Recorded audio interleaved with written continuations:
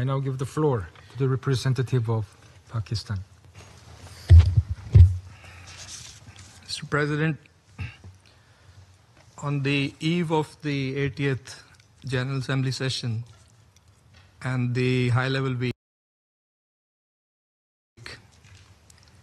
this 10,000th meeting, what a dark moment in this chamber. Pakistan voted in favor of the draft resolution alongside 13 members of the Council. We commend Denmark for its efforts in coordinating this joint E10 initiative. We align ourselves with the remarks of the permanent representative of Denmark.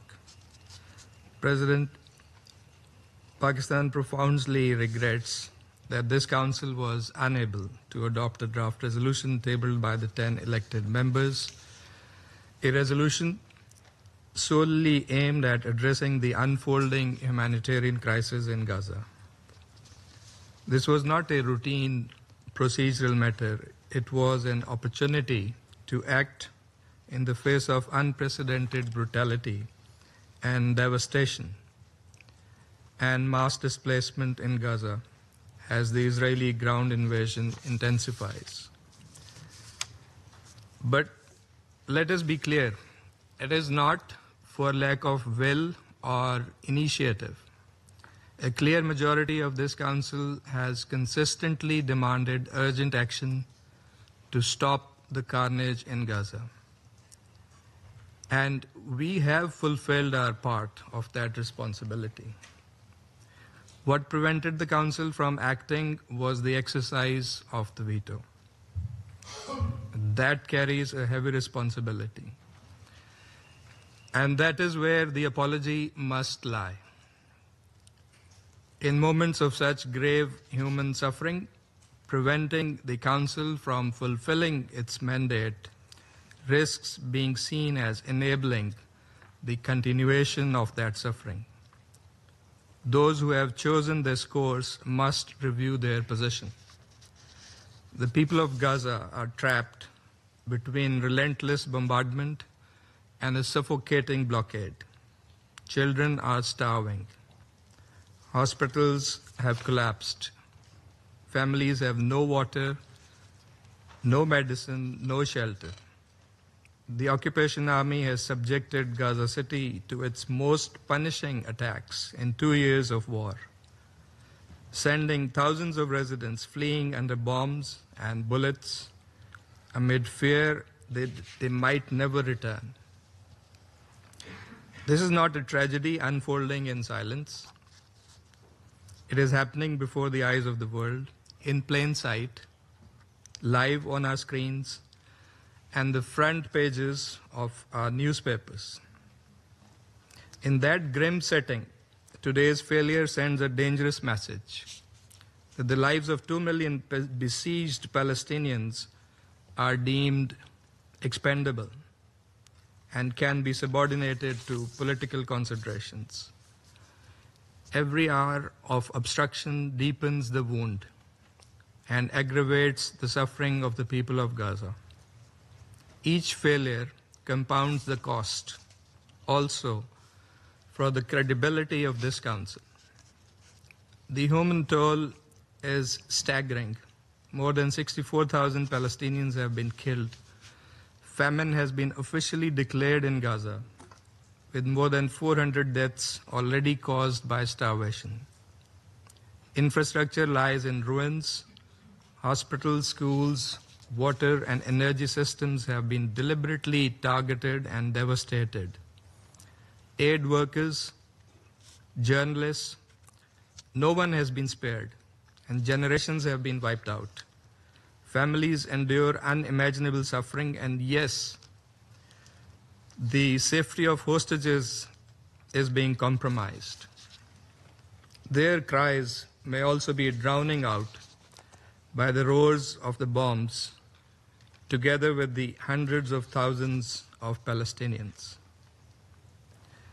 And while preventing any moves by this Council There have been assurances of action on ground, and those assurances have rung hollow, as the situation has only worsened, as we have seen.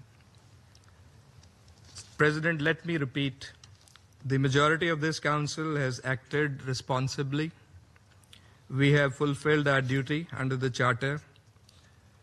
The shortcomings lie not with the Council as a whole, but with the constraints imposed on it. Several grim realities underscore the urgency of action. First, famine. Already declared in Gaza City, famine threatens to spread across the Strip. And military escalation. Ignoring the calls for a ceasefire and having repeatedly undermined and sabotaged the negotiations, the Israeli onslaught on Gaza City is now claiming dozens of lives daily and could uproot 1 million people. And West Bank annexation plans. The expansion of illegal settlements in the West Bank, including the latest E1 plan, exposes the entrenched nature of the occupation and its true intentions, a death knell to the two-state solution.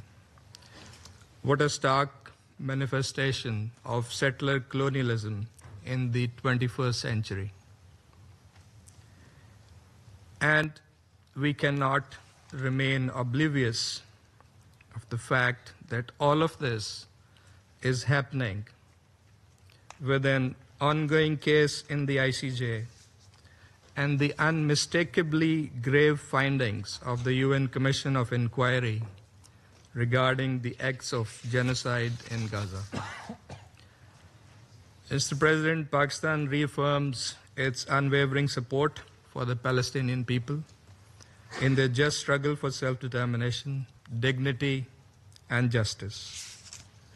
We reiterate the call for an immediate, unconditional, and permanent ceasefire and an end to all military operations, an immediate, unconditional end to starvation and the inhuman blockade, with full unimpeded access through multiple entry and distribution points for humanitarian aid at scale throughout the Gaza Strip, and a just, lasting, and peaceful settlement of the Palestinian question, with the establishment of a sovereign, contiguous Palestinian state on pre-1967 borders, with Al-Quds al-Sharif as its capital, in accordance with the relevant UN resolutions and international legitimacy.